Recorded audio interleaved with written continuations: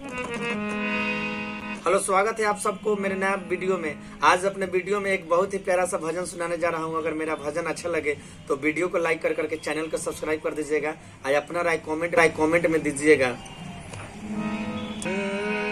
मैया के सो भेटी का टिकवो ना लैला, मैया के सो भेटी का टिकवो ना लैला।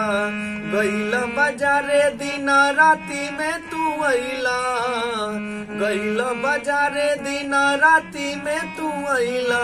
मैया के शोभे नथिया नथियो ना लैला, मैया के शोभे हरवा हरवो ना लैला।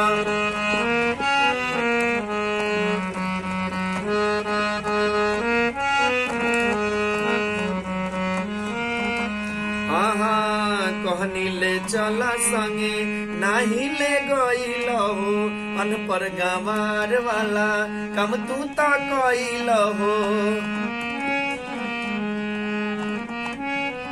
ए हो कहनी ले चला संगे नाही ले गईल हो, अनपर गंवार वाला कम तू ता कईल हो।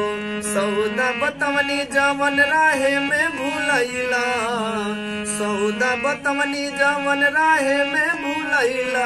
मैया के शोभे हरवा हरवो ना लैला, मैया के शोभे टीका टिकवो ना लैला। मैया के शोभे नथिया नथियो ना लैला। गइल बाजारे दिन राती में तू अइला, गइल बाजारे दिन राती में तू अइला। मैया के शोभे टीका टिकवो ना लैला, मैया के शोभे टीका